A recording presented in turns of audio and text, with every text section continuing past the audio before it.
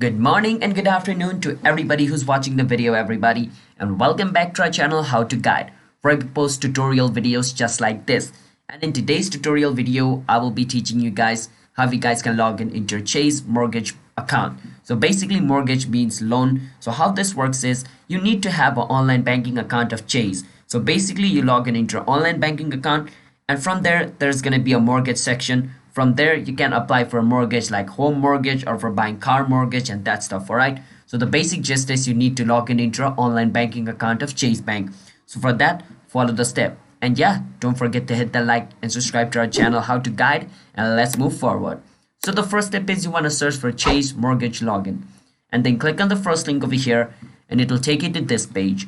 Now once you're in this page, just click on sign in and it's going to take you to its login page. And once you're over here, just enter the username of your account and the password of your account and just click on sign in, and you should be able to log into your Chase Bank's online banking account. From there, just go to the mortgage section to apply for a loan.